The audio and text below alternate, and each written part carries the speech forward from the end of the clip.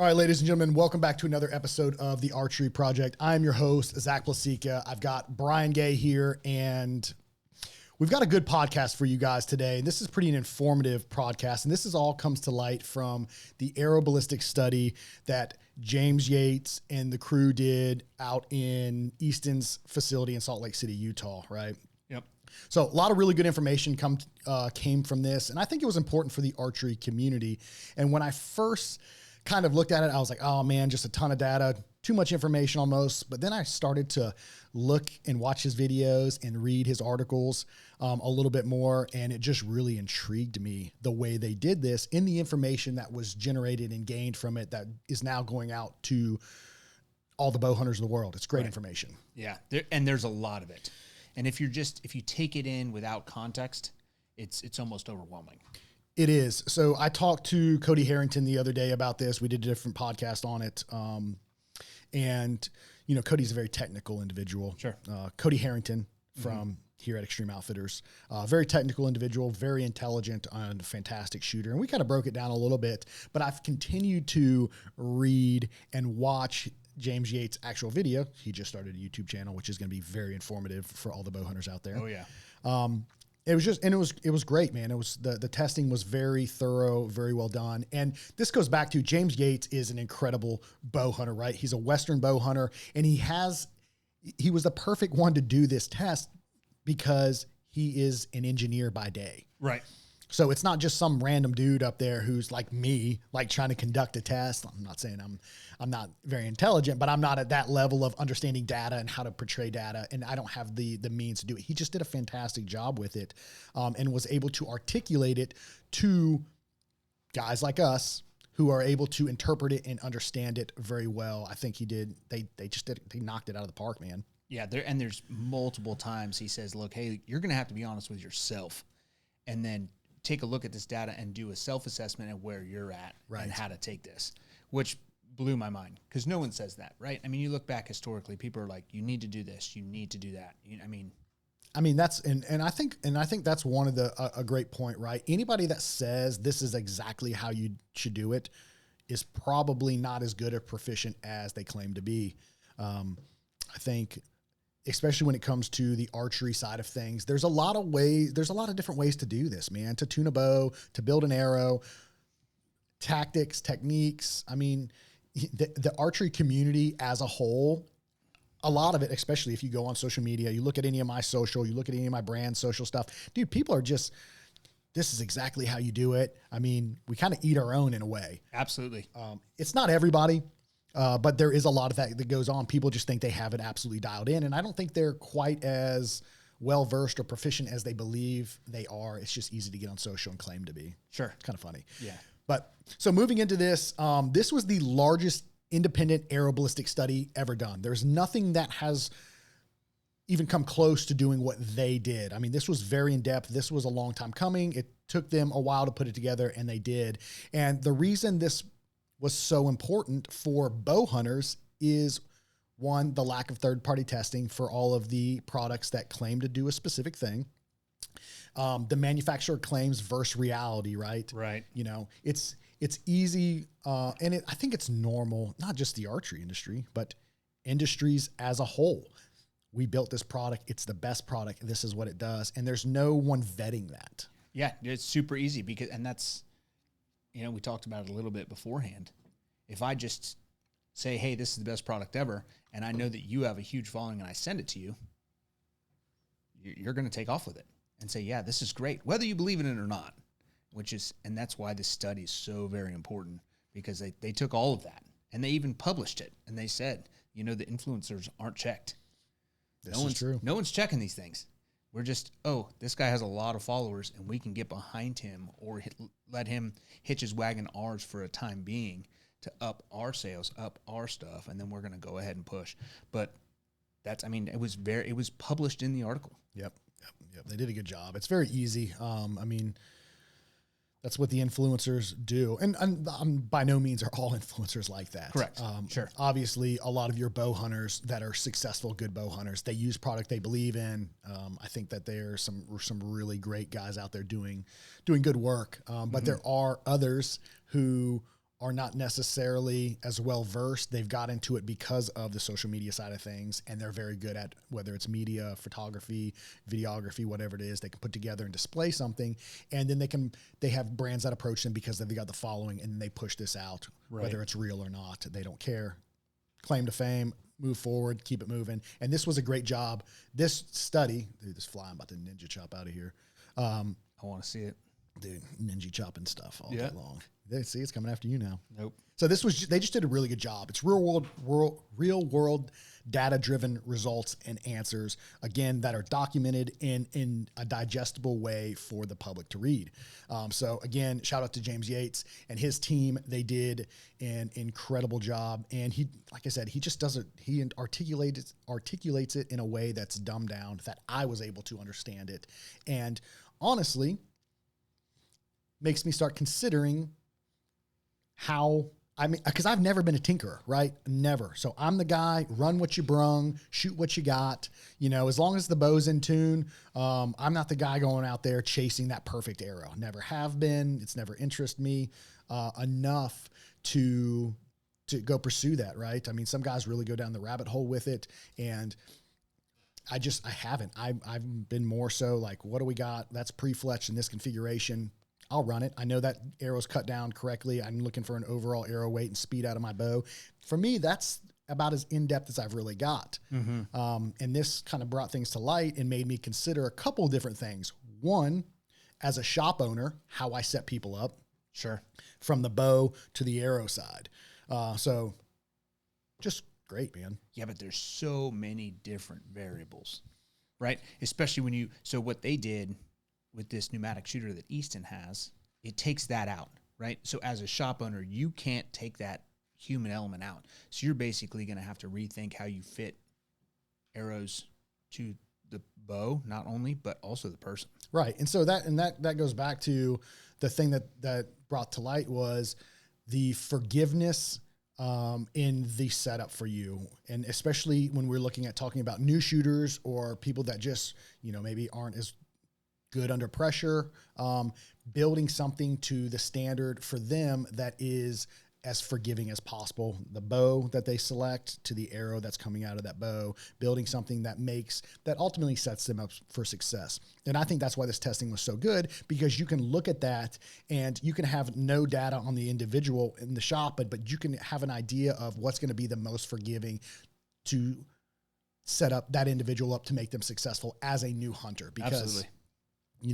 The archery's tough. I mean, it takes a lot of reps and a lot of time behind the riser in order to become good at it. And there's a lot of learning curves. Oh, yeah. And this, I think, kind of speeds those learning curves up in a sense to help out people, especially in our position.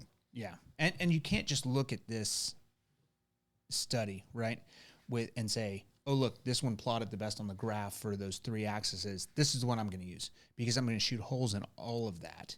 And James Yates does also. He said, yeah, this may be good on this aspect. However, look at it from here. Look at it from here. What's best for you? Right.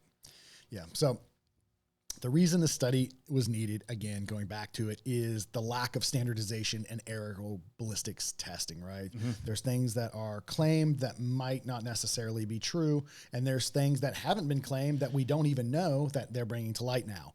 And then the other thing is the confusion caused by the marketing claims, which we already talked about, right? Yep. Marketing is king in today's age. In order to get in front of people, if you have the best product in the world, it doesn't matter if you can't get in front of the right people or you can't get it in front of your target audience. And that's what marketing is. Marketing brings products to light, gets them in front of people, and a lot of that can come down to the amount of money you have in order to put into the marketing industry, right? Marketing is king. You can have the biggest piece of shit, and if you've got the best marketing strategy or team or dollar to back that, you can bring this product up and get it in front of everybody and sell a ton of it. And it might not be the best product.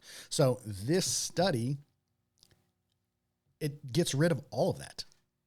For the most part. It does. I mean, it's about as unbiased as you can get. Oh, right? yeah. It's just data driven. Mm-hmm. There is no saying it did something while it does something else. It's the results speak for themselves. Yep. They're all plotted. There's no question. This is how this performed. They took the human error out of it. They put it in that pneumatic shooting machine from Easton, which is insane. I mean, they were putting repeatedly, when we were kind of moving ahead here, but the field point side of things, 2 to 2.5 inch groups at 70 yards consistently every single time. So they removed the human error side of things. And they also took and put error into the bow. They took it out of tune to see which would correct. Right. So, I mean, they did it all, which would assume, or if you got a bow that's out of tune, or you put some hand torque in it, or you make a bad shot, like what you said, what's going to be the most forgiving setup for you? Yes. So they like you said, they did it all. That was the whole point of it, right? To see how well the vane side of things did in correcting the flight of the arrow, right? Mm-hmm. So we talk about lift, we talk about drag. And that's my wheelhouse. Yeah, that's a lot. I Dealing with aircraft for my entire adult life. Right. I know a lot about that. Yeah, so that's why you're a great guest to have on about this. But before we get into all of it, the team behind the study, I wanted to shed light on them because obviously it took a team in order for them to do this. So you've got Tristan at Precision Cut Archery. They have the software and we're able to do the drag coefficient analysis. They do all of your sight tapes and stuff like that. Pretty incredible what they're doing, how they're getting speed measurements at 2 different distances, and then they're able to calculate the drag coefficient of the arrows in order to create their sight tapes and stuff. Pretty neat. And then obviously you've got Easton Archery. They had their shooting machine and they had all of their engineers, and they were the ones I think they used for the most part. They used their arrow that they used for the consistency was an Easton Axis 5mm. So they did a bunch of them. But they had one that was a consistent. It was a 27-inch Easton Axis 5mm. Yes. With an AAE Max Stealth on the back. That was the arrow that they used. But they used Easton's facility to do all this testing, right? And then you had, which was also interesting, the Archery Sound Lab, which did all the vane noise testing, which is very cool because they were able to remove all the background noise. We try to do some arrow testing on vanes ourselves, and it's just very difficult to repeat. Sure. With all the different variables outside, all the outside noise. They were able to eliminate that and see exactly how the vanes sound, and then how the vanes sound to the deer downrange, because they say it sounds different to the animal versus what it does to a human. So a lot of testing going on within this. And then you had Black Ovis, which built over 300 arrows for them. And then again, James Yates himself, who again, a full-time engineer who led this study and put it all together. Fantastic job. So all testing was independent with supposedly no manufacturer bias, which it seems like, reading and watching the study, holds true. Sure. So I did listen to something he produced a while ago, like we were talking about Easton arrows, the way that they're built, in his opinion, right? It generally takes far less noctuning than anything else, because it's not the traditional wrap and roll of the carbon, right? It's I wrote it down. The AccuCarbon process. Well, it's the AccuWeave, but it's a specific type. He said, here we go. It's a pultrusion method. I don't know what that means. Yeah, so as it's weaved through, the whole arrow is pulled out of the weave as it comes through the pultrusion method. So there's no traditional spine. He said the Victories have the spine alignment, which is, it gets close, but it's not as good because there's no traditional wrap and roll spine. So that's another reason they went with the Easton arrows. I mean, shout out to them, and the proof's in the pudding, because that's what I use. Yeah, it is. Me too. And it's interesting because depending on the comments you get when we talk about noctuning, they're like, I have to noctune my Easton arrows. And I don't typically, I shoot them through paper. If I get a bullet hole, I run it. Like that's my starting point. Yes. I don't typically have to noctune or choose not to noctune most things. But it seems like the Easton arrows, you don't really have to, but it depends on who you talk to out there, right? There's a lot of guys that say, I absolutely have to noctune my Easton arrows. And for some people who may be a little bit more particular, that's probably the case. I only do it when I throw a broadhead on it. Do you? Yeah, that makes sense. So there's a couple key things that when we go to this study, in terms that you need to know to interpret this study. One is the arrow drag. That was one of the major things considered, and that was the opposing forward motion. So the drag of the arrow, right? The drag of the arrow can be impacted based off the length of the arrow, the vane configuration on the back, the broadhead, whatever you do is always going to impact the drag of the arrow. And then they talk about lift, which is what stabilizes the arrow. So when we're talking about the vane side of things, they have, his statement is you want the least amount of drag with the most amount of lift is ideally, right? No drag, more lift. And then you've got drag coefficient. So they say, think of it at like ballistic coefficient for arrows. And then lift recovery. This was big when we talk about the vanes, is how well the vanes correct arrow flight. So, which is critical depending on, as we further move into this episode, critical depending on what you strap on the front of that arrow, right? How well that arrow recovers is going to be based off the configuration on the back. And sometimes it's going to take more or it can take less depending on the size of the head that you're shooting on that arrow. So again, typically when they look at the vanes, more lift is going to equal more drag. So the goal is balance. Right? If you're shooting something that's a little bit smaller, you typically need, like, for example, a field point, you need less lift to correct that arrow. Right. But as the head gets bigger, you typically need greater lift, which is also going to increase the drag in order to stabilize and steer that arrow better. So those are some of the key terms: arrow drag, lift, drag coefficient, lift recovery, are all key words or things that were brought up in this study that are on repeat that help make sense of what's going on for the study, for this ballistic study. So moving into more of the testing, the goals and the testing methodology behind it. One of the big things was understanding how components affect arrow flight. Okay. Right? Yep. Yeah, so sure. I think as bow hunters, there's so many options for us out there when it comes to vane configuration, broadheads, and everyone has an opinion on what is best. Yeah, absolutely. Right. And this brings it to light without the human error side. What's performed best based off the configuration on the rear of the arrow, and that is your vane selection.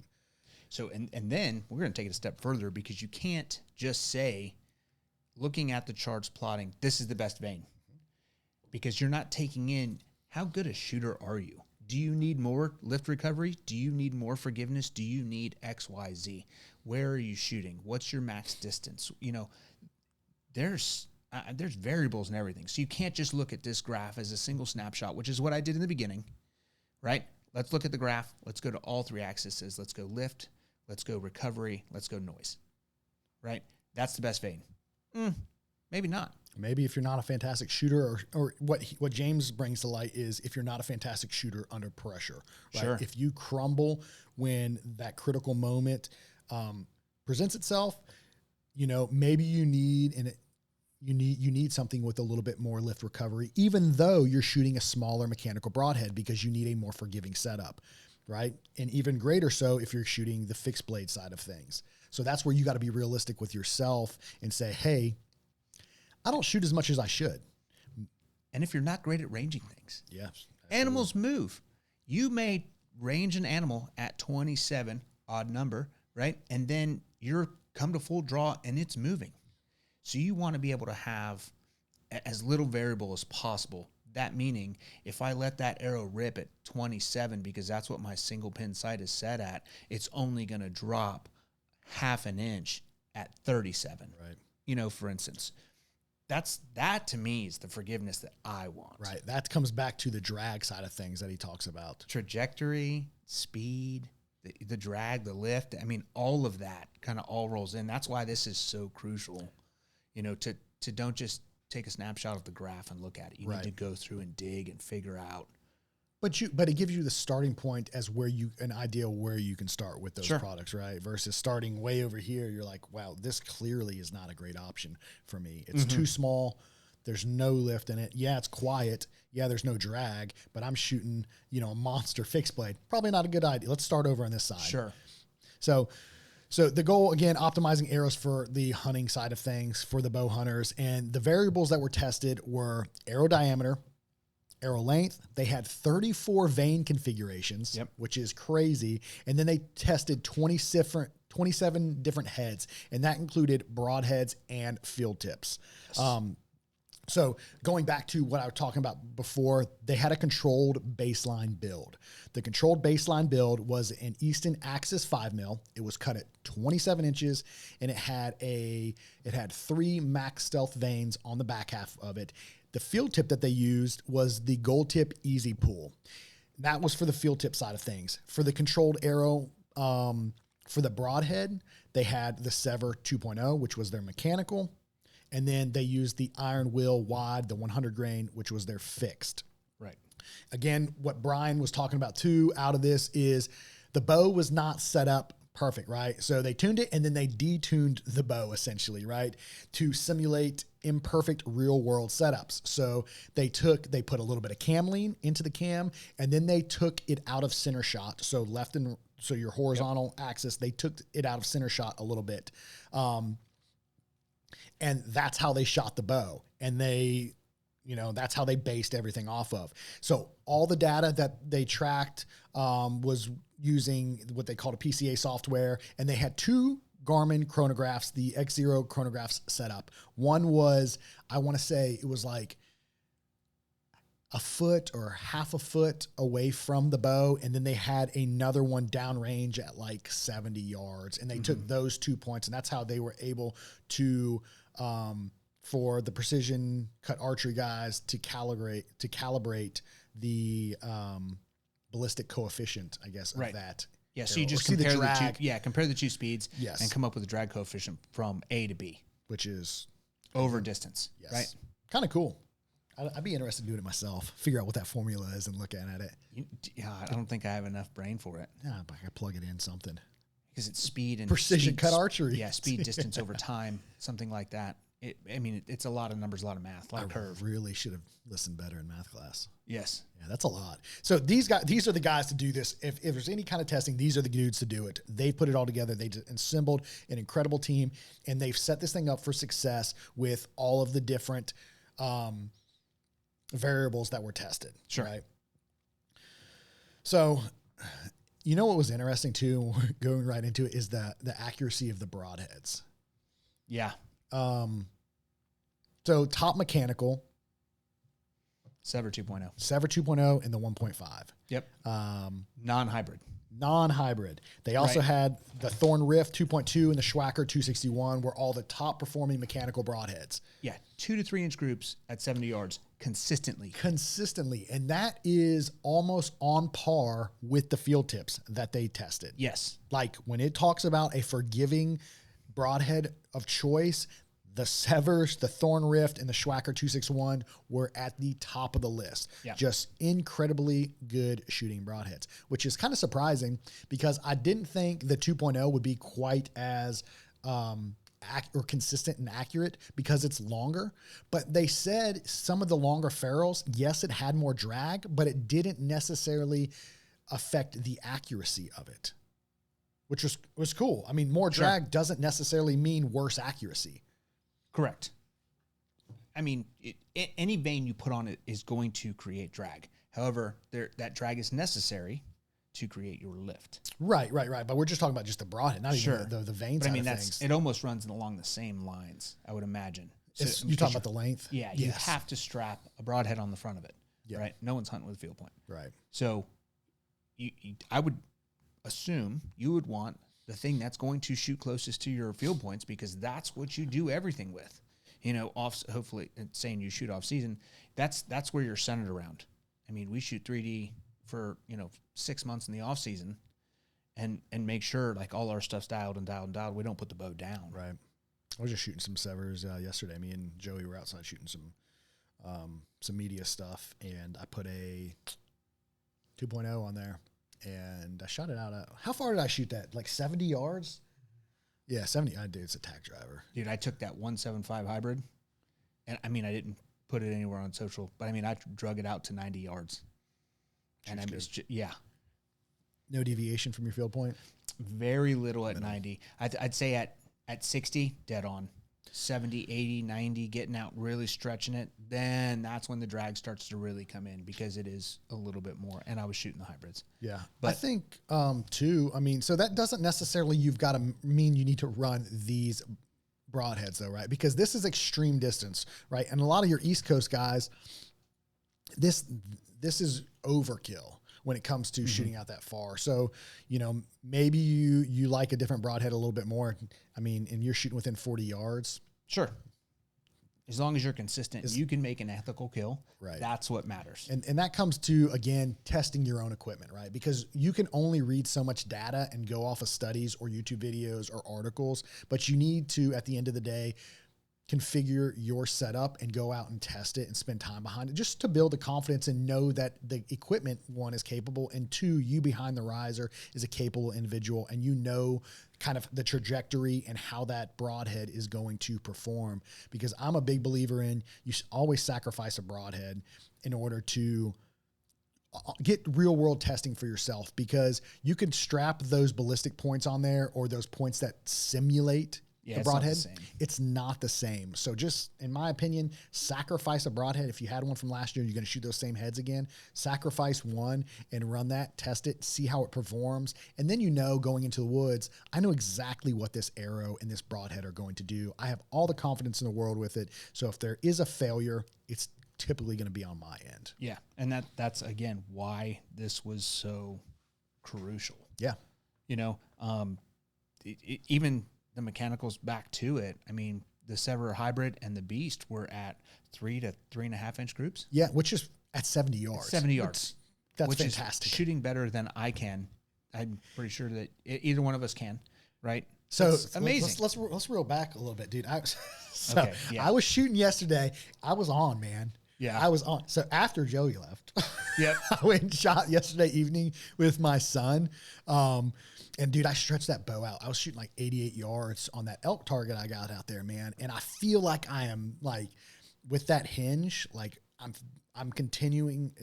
Obviously, archery is constantly evolving. You're constantly working to improve. And that's why shooting all year is critical, because technique and form really break down if you don't spend time behind your bow.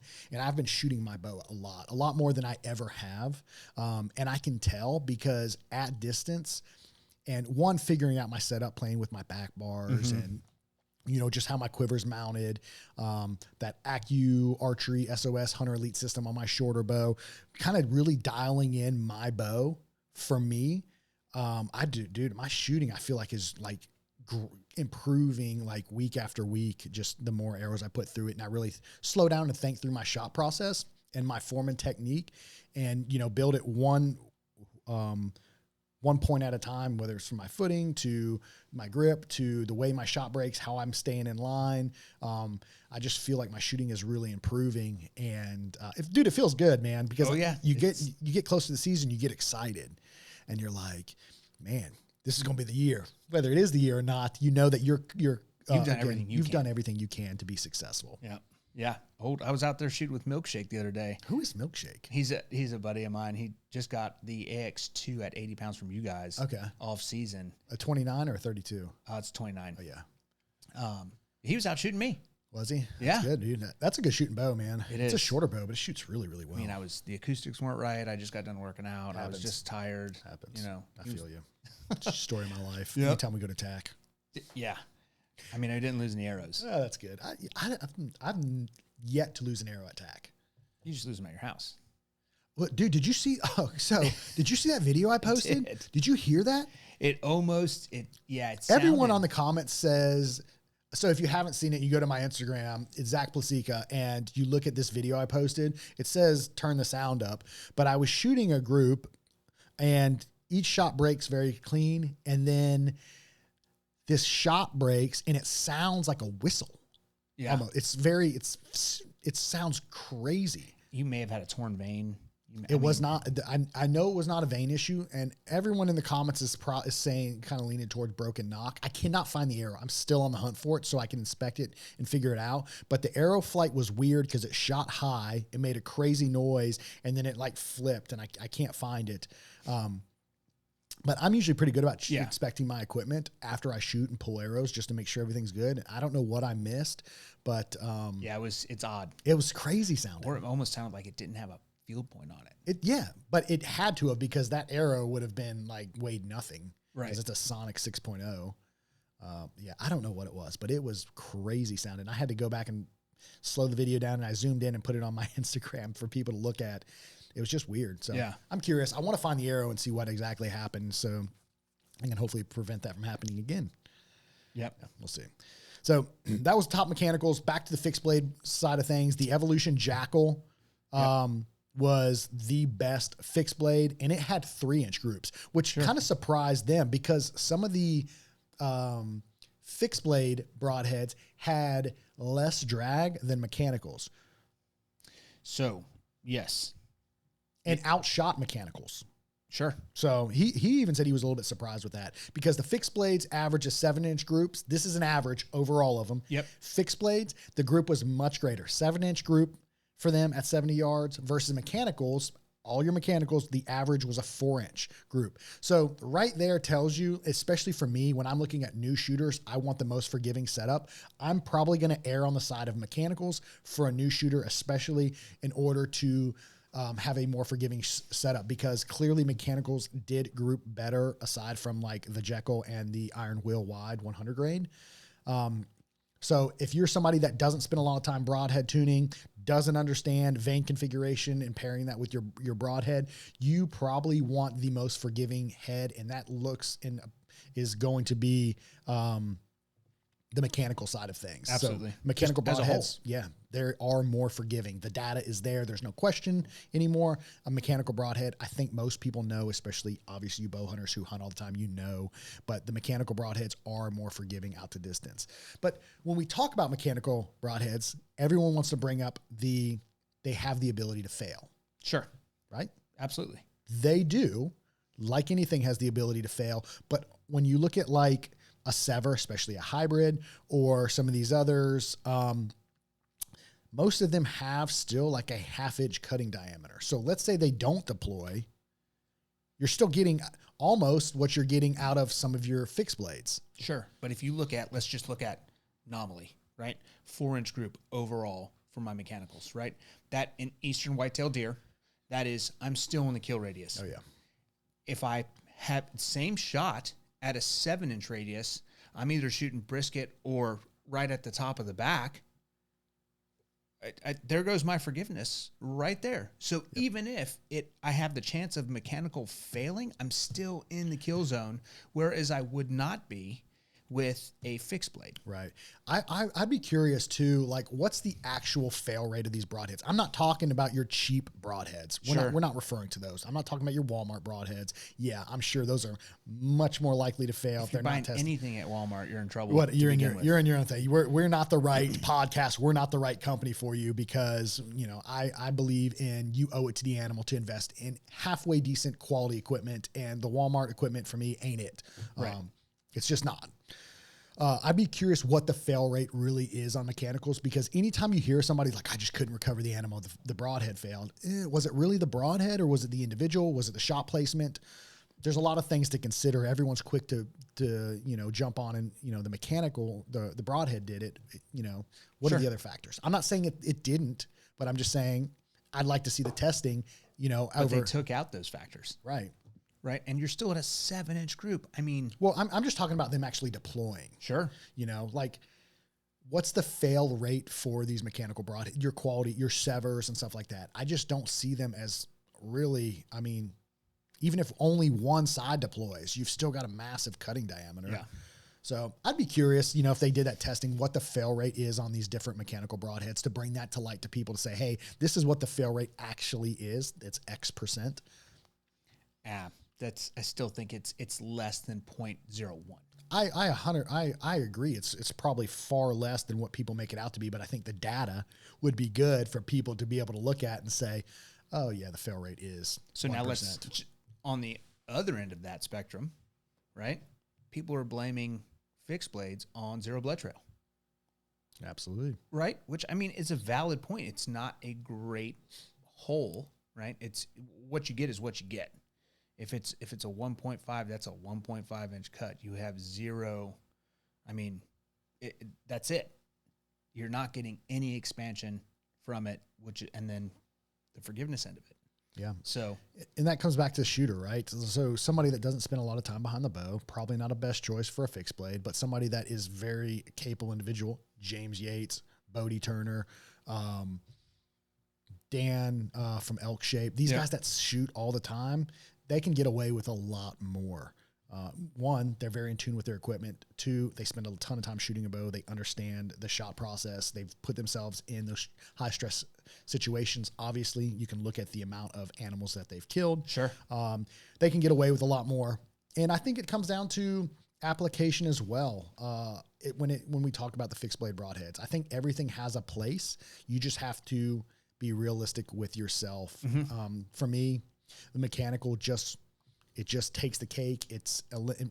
For me, it's more forgiving. I'm confident in them, especially a good head, the Sevr heads, which is I've been running the last couple of years. Same. They just perform really, really well. They're yet to let me down. The technology in them is really cool with those pivoting blades, how they lock. I proved it. They 3 lock, weeks ago. Yep, they pivot, and you can secure them so you can use them as a test head where they don't actually deploy. So there's just a lot. I've got a lot of confidence in that. But the same could be said for somebody that spends a lot of time on that fixed blade. If they found that perfect configuration, vanes, size, diameter, and they've built that arrow that is just they're confident in, run it. The iron wheels clearly are phenomenal. People rage about them all the time, and it's a very popular broadhead. Same thing with the Evolution Jekyll. Yep. They're good broadheads. They group really well. They're forgiving. Obviously, yeah. It's just you got to kind of look at yourself as a shooter as a whole, what you're doing, what you plan to do, what your capability is, and then build based off of those factors. Absolutely. So, lots to consider, lots of variables, like you've said. I mean, there's a lot. Sure, there is a lot. And you can't, so they try to take the human out of it. Right. Which is what they did. But that's where it comes down to a self-assessment of how good a shooter you are. And you can wish in one hand and crap in the other one. Yeah, you ain't going to outshoot the machine. Correct. You're not. I mean, I'm not shooting 3-inch groups at 70 yards. I'll tell you that right now. But I'm going to set myself up. Hold on, you're not shooting what? 3-inch groups at 70 yards. Yeah, that's dude, let's get back to yesterday was the day I was on, man. They were freaking tight at 88 yards, boy. That was with the field point, though. Yeah. So, well, I mean, you shoot that Sevr, it should be about the same. It should be, dude, I'm telling you, whenever we shot the one yesterday, man, that thing just flew fantastic. Yeah. But yeah, back to what you're talking about. Sorry. You really have to take a look at, if you're going to put a fixed blade on there, you probably need a little more vane on the back. Just because that fixed blade is a wing. Yes. It's a wing on the front. So it's already doing its own lift and drag. Now I have to get the back of the arrow to follow it. To steer it. Yeah. Well, I just got to keep it in line. Right. So, and they even did 3 vane versus 4 vane. I mean, for him, it's not worth it because you're not getting a third more performance out of that extra vane. Right. Yeah, that makes sense. You know what I mean? Yeah. So I've already got 3 on there. If I put a 4th on there, am I even gaining a quarter more? Right. You just get more drag. Yeah. Is it steering a 4th better than it would with 3? And it's not. Oh, okay. Yeah, I missed that part. Yeah. So yeah, I mean, like they talk about, you want more lift, less drag. Obviously, with the bigger head, you're going to have more, even greater lift, but greater lift equals more drag when it comes to vane configuration. So you got to consider that. How far are you shooting the bow? Exactly. That's another big factor, right? If you're within 20 yards, you can get away with a lot. Sure, but if you go, so now you start weighting this arrow down. Here we go with that too. So you got to look at the forgiveness of it. And how good a shooter are you? Can you gap shoot, a gap that's 2 inches in your sight group? If that's 30 yards. Well, that's what he talks about, forgiveness. He wants, because he's looking at Western Hunt, right? He's talking about those further shots. He wants a flatter trajectory. All the points that you've made. He wants an arrow that, If his shot isn't perfect, it corrects. So maybe it requires a little bit more lift on that vane to steer that mechanical. He shoots that mechanical because it is a more forgiving broadhead. So he's setting himself up for success with the way he builds his arrow. Again, he focuses on forgiveness and quietness. Yes. Those are other key things that we'll talk about as we get into it. What his factors are when building a hunting arrow. He did a podcast with Elk Shape a while ago, and he said he can be off up to 30 yards on his guess, right, for range, and still have a 10-inch group. That's pretty good. Isn't that ridiculous? Do you know what his bow he's shooting? It was a Hoyt RX-7. An RX-7. I wonder how fast he's 287. 280. Oh, so the same thing we preach. 285 to mid 290s is like the sweet spot when it comes to trajectory, tunability, and performance out of a bow. In my opinion, that's how all my bows are set up. I think it was 287. Now he's shooting a little faster. I don't typically do anything north of 300 feet per second for a hunting rig. I mean, it's like, I think my Mach 33 right now is like 289, 298, 299. Yeah. And then my Mach 30s, 290s or something like that. Yeah. What's your lift shooting? Do you remember? It is 306. Yeah, that thing's screaming fast. But it's at 80 pounds. Yeah. I would definitely make my arrow heavier. Yeah. No way. I'm at 440. Yeah. Right? And it's just fast. Oh, that's all right. Does it shoot that broadhead fine? Oh, yeah. Does it? Well, then you're in. No problem there. Yep. All right, so drag, the most aerodynamic broadheads, the lowest drag, the Thorn Rift, the Beast was like up there, like number 1, I think. The Beast was like 1 or 2, and then the Sevr 1.5. Yep. So based off the design of those broadheads, that makes sense. Less drag, less surface area. And again, lower drag, your trajectory is better. Sure. Right? The increase in the amount of drag, it slows it down. You're going to have more of an arc in that trajectory versus that flat trajectory. And then one of the things they said that was surprisingly aerodynamic were the fixed blades, the Magnus Stinger and the Iron Will Solid, that 100 grain. They said they were incredibly aerodynamic as well. So when we talk about like aerodynamic and stuff, one of the things he made a good point with was the vented side of things. So when things are vented, 1, they're louder, but Very 2, loud. It decreases their aerodynamics, which is, to me, I've never understood. And maybe it's just me being not well-versed or just don't have the understanding, but I've just never understood the vented side of anything. So you want to get a wider cut, but keep the grain weight down. So that's how they do it.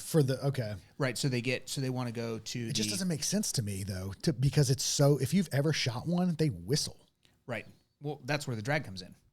That's a direct correlation of the drag is that sound. Right. Which for me, just knowing that as someone who's not an engineer, I look at that and I'm like, I don't think I want that in the woods. Well, something that's if you're shooting 20 yards and in. So, and here's another one. Well, we'll go even further. The further away the animal is, right, the less they're going to hear the bow go off. Well, did you hear what he said about the bow going off? He's not worried. He's not concerned about the bow going off. Right. Because it's one and done. It's like a stick breaking. But he's concerned. That arrow's coming through. That's what he's concerned about, is the arrow. So that's why, to me, the vented side of things makes no sense whatsoever, because it just increases the noise. If you're shooting 285 feet a second or faster, 20 yards and in, the sound of the bow and the whistle of the arrow are going to be so simultaneous, it's not going to matter. Didn't you just have a hog duck an arrow? Yeah, no, that was probably me. Okay. Yeah. All right. Well, I went back and redeemed myself. Okay. So it did. So you just shot high? More than likely. Okay. Yeah. So I wasn't, and I think you brought it up actually. We were probably 40 feet in a tree. Yeah, dude, and that angle was extreme. Plus it was as cool as a red hog.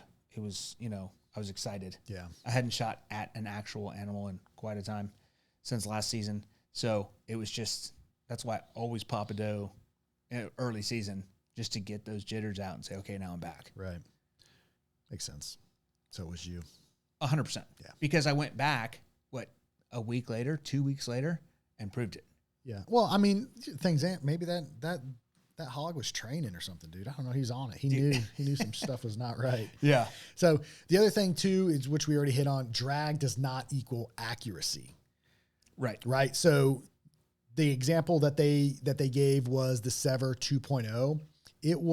It had more drag than a majority of the broadheads, but it had the tightest groups. Yep. So you cannot equate to drag making it less accurate, which is interesting.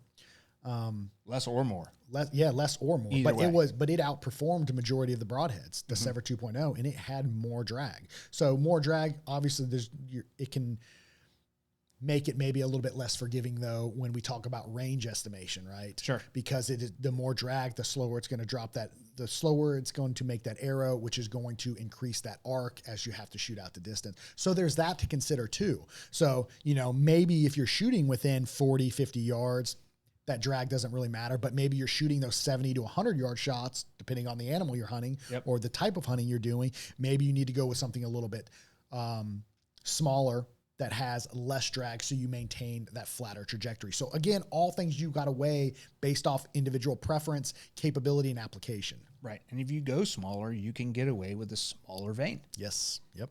I mean, it's literally science. Science, buddy. Yeah. Breaking Bad over here. I know. Science. We need lab coats and glasses. We don't. No. Those guys do. Yeah, definitely. And that just goes to prove their point, right? So if you have less drag on the front of that arrow, you require less drag / lift because you can't have one without the other on the back of that arrow. Right. So that moves into the fletching configuration and aerodynamics, right? No vanes obviously equals the best aerodynamic or dynamics, but we all know that's not realistic. If you could just shoot a bare shaft, you would have the most aerodynamic arrow there is. Yeah, but that's not a realistic factor for us. We have to, as soon as we put a head on there, a broadhead on there, we've got to have something to steer that arrow or guide that arrow. And that's where vanes come in. So the goal is to minimize drag, but have enough lift to stabilize it. And that's finding that sweet spot. And then again, it comes back to using the data that they plotted that you can kind of pick and choose. Like, I'm going to shoot this broadhead. Maybe I shouldn't pair it with this minimal tiny vane. I should probably look at, okay, in this area of the chart, start with that vane configuration. And it gives you a great starting point. Absolutely. Agreed. 100%. I mean, you can't, like I said earlier, you can't just look at that one chart and say, for instance, DCA Super Sabers, best vane ever. Got it. Yep, that's what I'm putting on. But if you have that Sevr 2.0 that doesn't require that much vane, then you don't need it because you're also going to run into, is it hitting my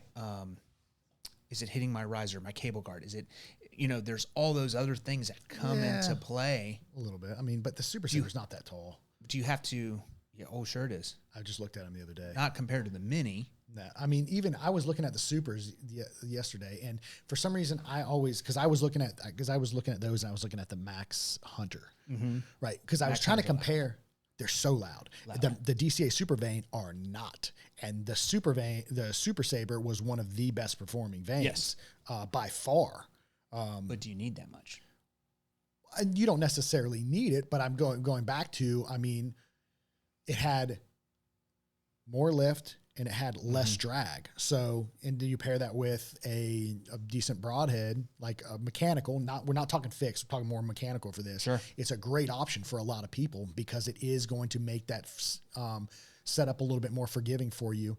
And there's not a lot of drag using those based off what the information that they've got. And they've proved it. That's why DCA went with that design. Yeah, because based on the Kyle, airflow. Yep. He's a super techie guy. He's very in the weeds in that, and he did a killer job with. He did airflow testing. Airflow testing. That's what it was. Yeah.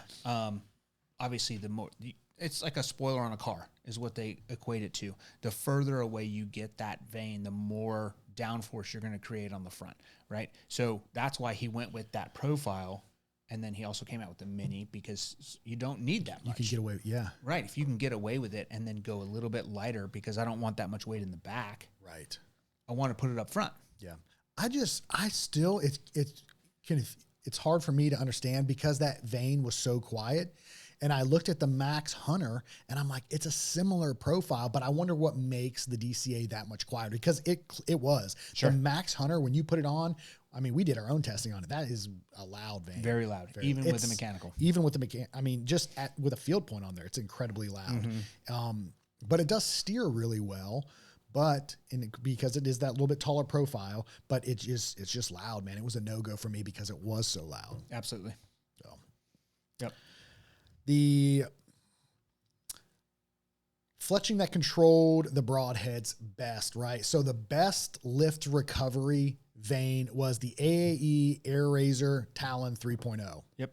That controlled broadheads better than any of them. The worst for broadheads was the Flex Fletch FFP 187. It had 21 inches more of drift. Mm-hmm. That's a lot with a broadhead. Right. So right there is good data. It's probably not your starting point for a broadhead. Sure. You know, I mean, the AAE Air Razor Talon did really, really good. And then the AAE, I think it was the HPs, which is what Cody Harrington here shoots. They performed exceptionally well. Yeah. The Flex Fletch Silent Night 2-inch did really well. The top three were the Super Saber, Tack Driver 2 2.25, and the Flex Fletch Silent Night. Yep, that was I've shot the Super Saber and the Driver 2.25. I really like both those vanes. Mm-hmm. Adhering them was a little bit more tedious. Yes, the Tack Driver specifically was very difficult, especially because it's such a stiff vane. It's so stiff, and if you put any kind of helical on it, it's hard to get it to adhere. But once it does adhere, that bad boy is on there for life. Right. Yeah, well, I mean, then you got to look at stiff vanes. Mm-hmm. If it encounters any type of, say it hits your rest, say it hits a leaf, say it's going to steer that a little more. It's going to cause it to come off course, but then it corrects itself, obviously, which is why we have the vanes on there. Right. So that's another thing to take into account. I mean, there's just so much. Yeah, there is a ton. And again, going back to it, that's why the data is so good, because they plotted it in a way that you can understand it, and it gives you a starting point for anything. And back to the fletching that controlled broadheads best. So they were measured by drift with the iron wheel wide from a torqued bow setup. And that's going back to, we talked about, they induced a little bit of hand torque or torque into that riser, and they detuned that bow in order. And that's how they got the drift for those with that particular broadhead. So again, the best lift recovery, AE Air Razor Talon 3.0. The worst was the Flex Fletch FFP 187. Mm-hmm. And you already stated it. The best combinations as far as vane configuration goes with the balance of drag versus lift. The Super Saber was number one. Yep. And then you had the Tack Driver 2.25, and then your Flex Fletch Silent Night 2-inch. Those were the best balance of drag versus lift recovery.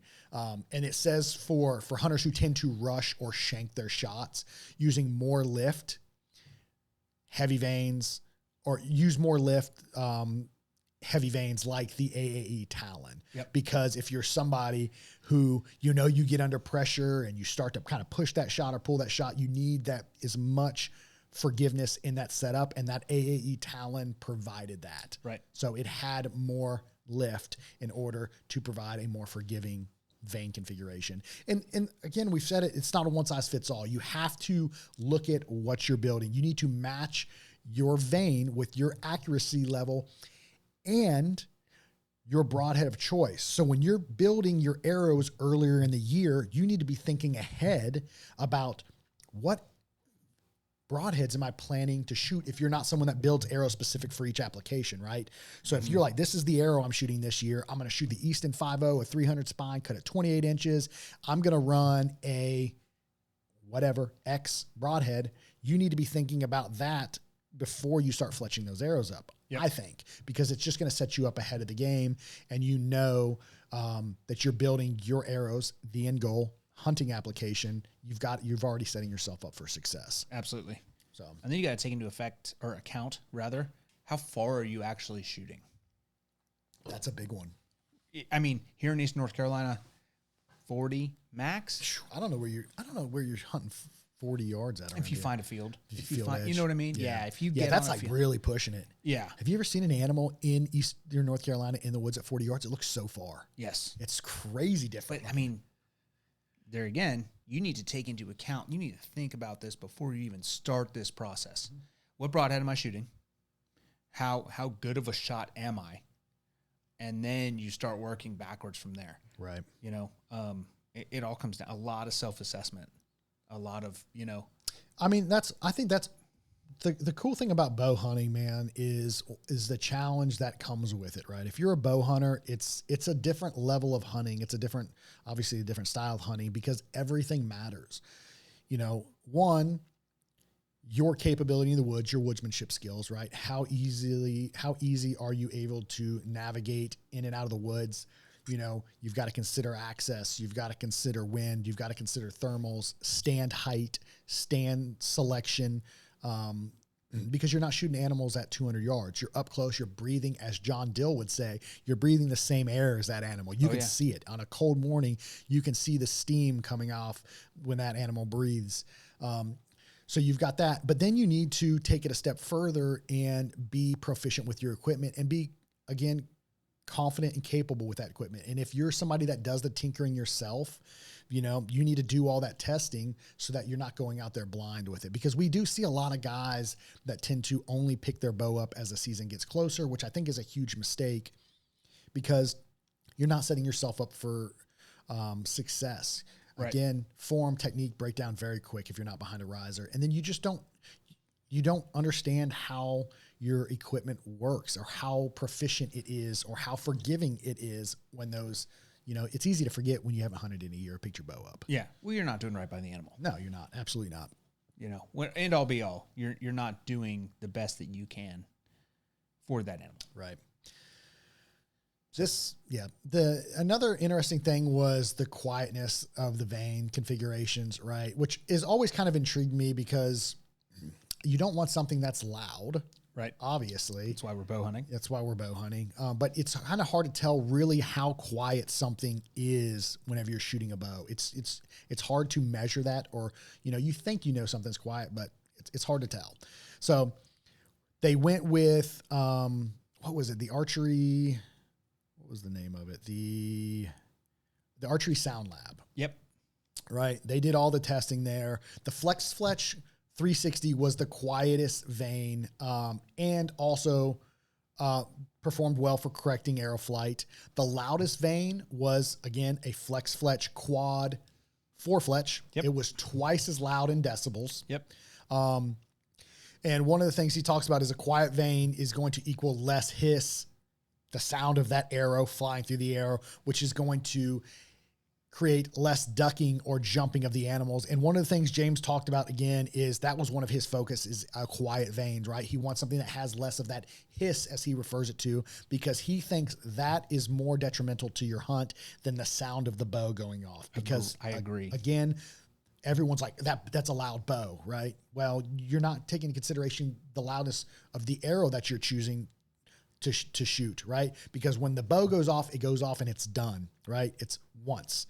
That arrow is making that hiss or that noise and getting louder as it gets closer to the animal. So according to him, you want to minimize the sound or how loud your arrow is. And that comes down to the broadhead selection and more so the vane selection.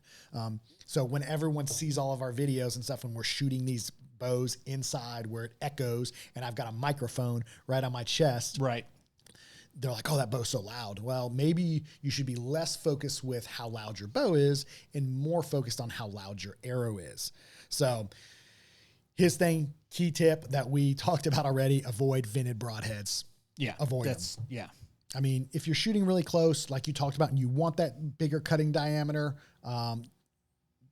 maybe opt for a vented broadhead. But for most people that are shooting maybe further or really want to minimize the sound of their arrow, just avoid the vented broadhead side of things, and you'll do yourself good. And then look at as far as on their chart, where you should be as far as vane, noise, forgiveness, drag, and lift. I mean, and take all those into consideration when choosing. I mean, because you could pick out 5 to 6 vanes, and if you want to test them yourself. Yeah. I mean, you're not out an arm and leg to do that. Build up a couple arrows and see for yourself. But I mean, the data's there. Sure. And then you're a big 4 mil guy. Yes. Right? Are you running 4 mils? I'm running 5 mils this year. Okay, so you are running 5 mils this year. So you've run 4 mil in the past, and we know when it comes to arrow diameter selection that the smaller diameter, the less surface area, typically the less wind drift you get. So, there's a lot of people that opt for maybe that smaller diameter. And then the other thing when we talk about diameter selection is component availability for those. So that kind of, depending on what arrow diameter you're going with, you got to kind of look at components. But one thing that was interesting is the 4 mil had 10% less drag than the 5 mil arrow shaft, which sounds like a lot to me. And that leads to a flatter trajectory and obviously less wind drifts, which holds true for somebody that's a Western hunter taking those longer shots, or you're someone that's just going to tack and you're shooting those 100+ yard bomber shots, way less drag on a 4 mil over a 5 mil. Now compare that to a 6 or a 6.5. That's got to be dramatically less. Flatter trajectory, less wind drift sounds like a great arrow option for somebody that really wants to take those longer shots. So when every inch counts on a hunt, right? When we're talking about ranging animals, we want to have, is it more room for error? I always say this wrong. More room for error, and you're looking at arrow diameter. Maybe a 4 mil shaft's a better option for you because there's that much less drag increasing and making that trajectory that much flatter. Sure. I've always been a 5 mil guy, but now it's got me thinking, which is probably, I'll be overthinking this now, which I don't typically do. I'm not changing my arrow setup for this year, but I do think moving forward, if I plan on heading out west, I might do some more testing with the 4 mil side of things and just see if there's much of a difference for me. The only problem I have with the 4 mil is, for me, they're typically not as durable of a shaft as the 5 mil. That's why I end up going with the 5 mil, because I know, for me, the Axis 5 mil or even the Easton 5.0 have just been incredibly durable shafts. So, and I'll counter you, right? We're not shooting 80, 90 yards here, right? So that's why I'm running 6.0s out of one of my bows, because I'm realistic and I understand the application, right? Mm-hmm. I'm hunting East Coast, North Carolina, Kentucky, 50 yards max in Kentucky. Honestly, let's be realistic. 20 to 25 yards is still what I'm aiming for. So my shots are close, so I can shoot that bigger diameter, and then without worrying about wind drift or anything. The big buck I shot last year with the 4 mil, I tucked it in right in the Vital V, and as he was running, he broke that arrow off because it lodged in the offside shoulder. It would have broke anything. Yeah, exactly. The hog I shot with the 5.0 broke that too. Yep. It's just because of the shot placement. Right. It was almost exactly the same. I put it right in behind the shoulder, and the deer actually poked through the skin just a little bit. The hog, it was wedged into his scap on the other side. Yeah.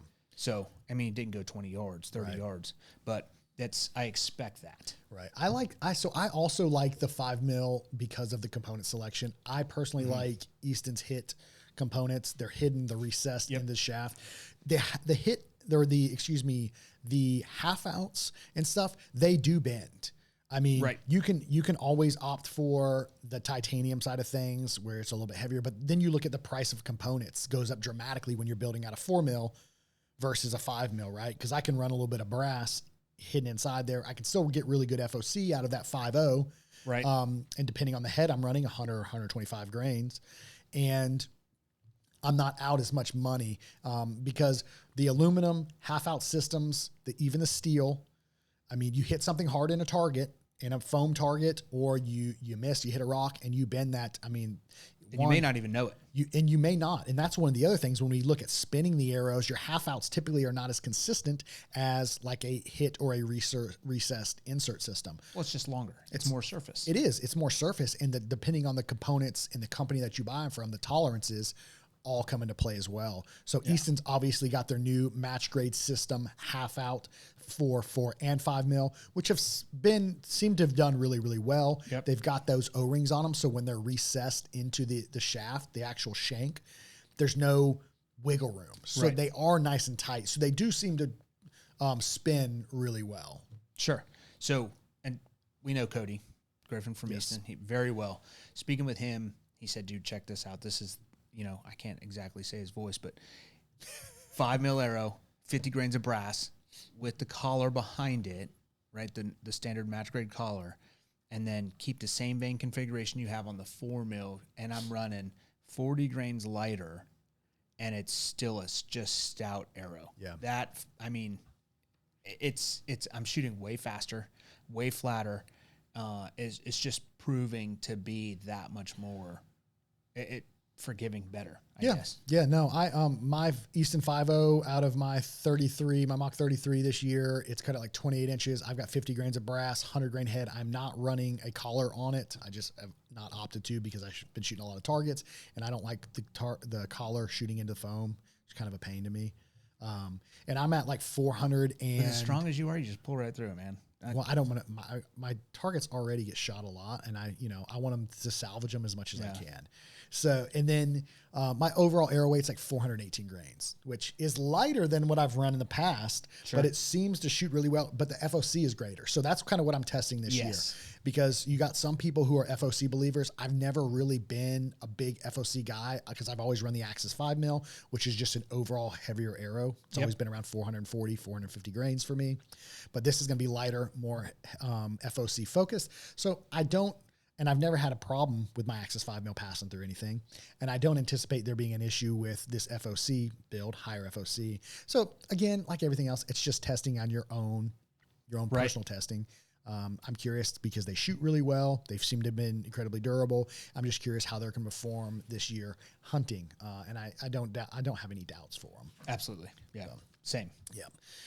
The next thing when we talk about drag is the arrow length. So obviously the longer the arrow, the more drag you get. So a 31-inch shaft has 12% more drag, which is a lot, than a 27-inch arrow. Yep. So one of the things that he talks about, which we've always done, is cutting your arrows as short as you can based off the ability to get them tuned, right? So typically I like my arrows cut within the riser. And this just comes to prove that there's data behind that now. The shorter you can cut your arrow, the less drag you're going to have, the better your trajectory is going to be. So those guys who are, we've talked about in the past, running unnecessarily long arrows, you're not gaining anything. The only reason you would need to is if you're running a super wide broadhead. Well, and you're going to cut it to the front of the riser. Right. You're going to get it, just as far enough, as close as you can, rather. Right. As close as you can. But, maybe you need to look at going to a weaker shaft and cutting it down shorter in order to decrease the drag versus running that stiffer shaft that you need to run longer. Right. So you can't overspine these new bows. You're just not going to.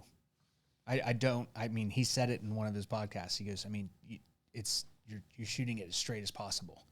The bow is so technically proficient. I don't know, man. We've tuned some bows and arrow selection matters. Really? Spine. Yeah, man. We've seen some weird things come out depending on these bows. Like the Matthews bows seem to, you can err on the side of a little bit weaker shaft. Yeah. Versus like some of the other bows.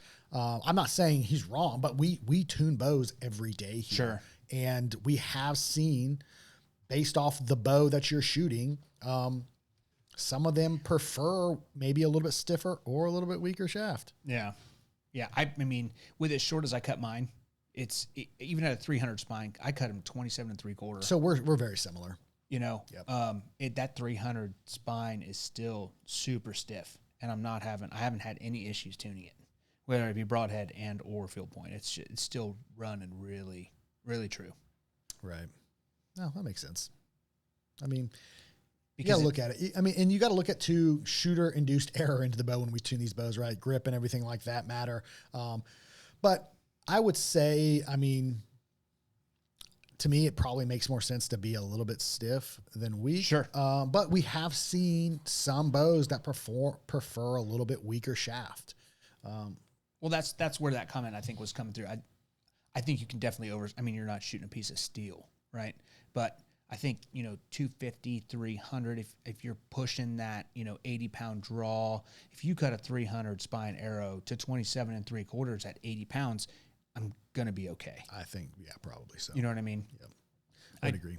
I wouldn't go 400 spine. That's, you can definitely underspine your arrow. Yeah. And then you start to get a little sketchy. Yeah, to an extent. Yeah, I would agree. So, the perfect configuration is, it can be interpreted a bunch of different ways. I think it's rare that you're going to have a perfect in all categories, right? Sure. 0 drag, maximum lift, incredibly quiet. It's not, you're not going to have that perfect. You've got to kind of pick and choose based off the data and what your goal is, the arrow that you select. So you can get as close to perfect as you possibly can, but it's not going to score the best in all those categories. Right. But when we do look at one of the vanes that performed well in all categories, it was the Flex Fletch 360. It scored the top in all 3 categories. So clearly that's a really good vane option for people. And I have a feeling the sales in those vanes are going to pick up based off this study. Yep, absolutely. That and the Super Sabers. The Super Sabers already know. We've already seen an increase in those. Yeah. I've already put in some more orders with Kyle over at DCA for those Super Sabers because I anticipate that being a very sought after vane, especially for the mechanical guys. Yep. That's where it's really going to shine. So that's it. So key takeaways, man. I mean, arrow building, there's trade-offs with everything. Right. And a lot of it comes down to the person behind the bow. That's exactly what it is. They took all of that out of there and gave you the best data for both, right? Both scenarios, and said, this is the most forgiving, which is the Flex Fletch 360. That's tough to say. Flex Fletch. If you say it fast, 3 times fast. I was talking about it with Cody yesterday, and I was just mashing this up. Flex Fletch. Yeah. That's tough to say. Flex Fletch. Yeah. But I mean, if you take all things considered, I think that like you said, it was in the top 5 in every category, top 3 in every category, which then overall put it number 1. I mean, that's tough to beat. That's tough to beat, man. But yeah, and again, it comes down to, I mean, everyone's got little quirks, right? When it comes to, because when you custom build arrows, you want a specific look, right? Mm-hmm. So color combinations, wraps, configurations, there's those things. So they touched on that too. Wrap. Why would you add more weight to the back of your arrow? I've never been a wrap individual. I like it because I like custom stuff. They do, and that's where we talk about our quirks, right? It's personalized. It's me. It's mine. It looks cool. I hate taking the time to do it. Yeah, I know. We've talked about this. You don't tinker at all. You grab whatever is there. Oh, 6.0s. Watch this, dude. I'm a run what you brung kind of dude. I'm very low key, very simplistic, and I'll be honest. I don't like building a new bow every year. I do, obviously, because I need to stay up to speed on everything that's come out, because archery is my life. I obviously own and run a shop, so I've got to be well versed in all things that we sell, and that's all the brands. But as far as like setting myself up personally, if I could, I would just build one bow and just shoot it a lot and become very good with that one bow. Because that's what I like. I like being proficient with my equipment. That's same when it comes to my stands, my arrow selection, any of the equipment or tools that I utilize. I'm not someone that typically upgrades constantly. Sure. I know there's some guys that like to tinker with it, which is fantastic. We need those guys out there, but it's just not me, man. Yeah, I tinker a ton. Yeah, I need guys like you because then you can give feedback. Yeah, tinker a ton. And that's the reason I know that the Max Hunters are so loud. Oh yeah. You know, because I've shot them. Yep. I've shot animals with them. Yep. They steer really well. They do. They're just loud. Right. So the best vane and broadhead for you depends on a series of things, right? The number one being your capability behind that riser, behind that bow. How comfortable are you under pressure? How accurate of a shooter are you? And not just when we talk about a shooter on the range, goes back to under pressure, weird angles, weird footing. How much forgiveness do you really need? If you know you're someone that's going to shank that shot, you're going to push that shot, you need to look at building the most accurate setup, forgiving setup as possible. And then from there, you got to look at your broadhead choice, the terrain and species that you're hunting, the distance that you're plan to hunt and plan to shoot, and the tuning of that bow. Again, those are all things you've got to consider. And they brought light to it. We know these things, sure, but they brought it to light for the public to see. These are all considerations and important considerations in order to make yourself and set yourself up for the most success that you possibly can. And I think most people need to err on the side of forgiveness. James Yates said it very well. His focus is a forgiving setup, a quiet arrow, a mechanical broadhead. He's done everything he possibly can to make that bow shoot flat and be forgiving. Yes. I couldn't agree with him more. Me neither, man. I mean, he absolutely nailed it with this. I think I can't say it enough. They've done a fantastic job. So again, this comes back to, this brought a lot of stuff to light, man. Don't just trust the marketing claims blindly or your favorite influencer, right? There's data there now. Test, tune, track your own results. That's the great thing about archery. You can do all of those things. You can tinker, you can build in order to get into arrow building, does not cost an ungodly amount of money if you're an archery guy. No. And I mean, you can buy, a jig, a plastic jig from Amazon for like $30. Yeah.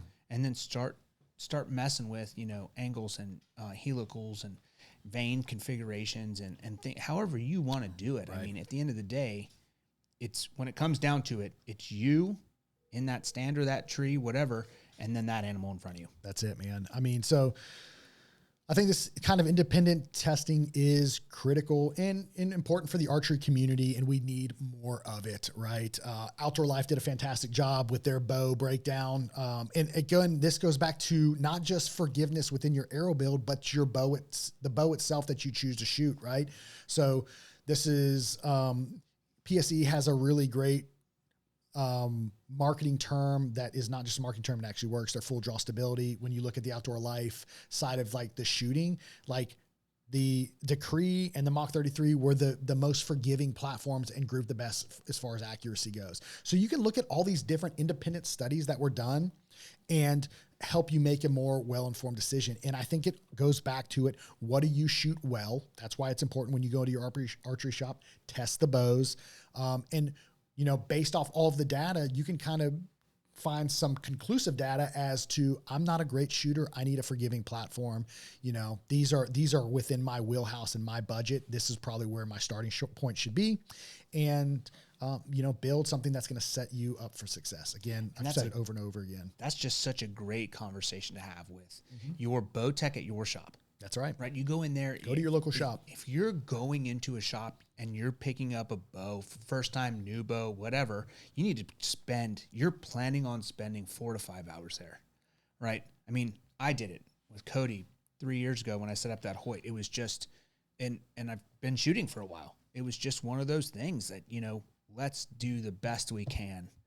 And that's why, drug me to here is you guys did right by me and have always.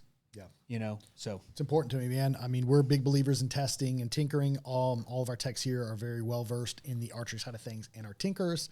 And it's important that we bleed that over into the customer side of things so that our customers, when they come in, especially the new guys, they're confident with their equipment. They leave with a quality build setup. We put them on the range, we teach them how to shoot the bow. So they're not just coming in, buying and leaving. There's an entire process, right? We tune the bow, we set it up, we build their arrows for them, put them on the range, teach them to shoot the bow. They walk away comfortable and confident with their equipment. So now they can carry on what they've learned to their house, or if they come back and shoot on our range, they can continue to build off of that. It's important, man. And I think shops should, John Winker said it really, really well when I did a podcast with him the other week. Shops need to invest in more than just the selling side of things and teaching and instructing and coaching the people that come through those doors. So you ultimately set them up to be successful. Got to build that foundation. You got to, man. Archery's a lot, man. A lot of moving parts, a lot of variables. Clearly there's a ton with this test. Yep. James Yates, the crew at Easton,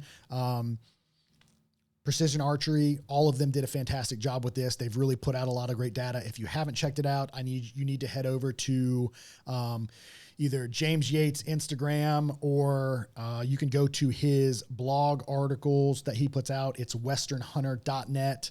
He's got a new YouTube channel. All of the information is there. It's fantastic. He's broke it down. If you've got questions on it, I would encourage you to reach out to him. You can always reach out to us. Some of our techs here are pretty qualified in answering that and, reading that data and helping assist you in building or setting up that perfect arrow build and bow build that you are after to be successful. Absolutely. So that's it, my friend. What else you got? Anything? Nothing. It's a lot to digest. It really is. And 95% of it comes down to the person behind the bow. That's it. You are the ultimate, whether it's going to happen or not, falls on you.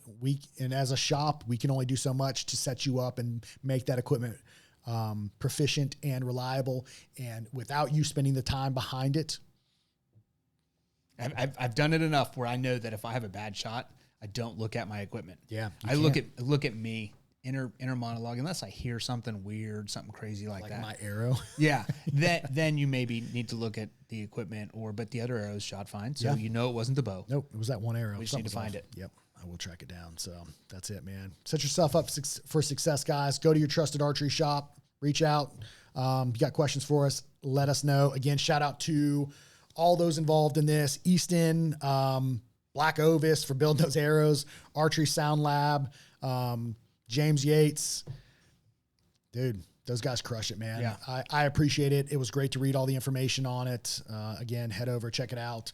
I think it's Yates in the Backcountry is his YouTube. You can watch his YouTube videos on it. Fantastic stuff, my friends. Absolutely. But as always, we appreciate you guys. Listen, drop some comments, give us some feedback. Let us know what you guys think about this study, and if it's changed anything for you, whether how you're going to build, one, your bow, and two, if it's changed your arrow, vane, broadhead, diameter, shaft selection of choice. You know, are you changing up? I mean, it's kind of late. We're getting close to the season. Yep. For me, I wouldn't change until next year, but you know, some of you guys drop some comments, give us some feedback, let us know. And then also give us some feedback on topics, guests, and any other information you are interested in so we can continue to move this podcast forward.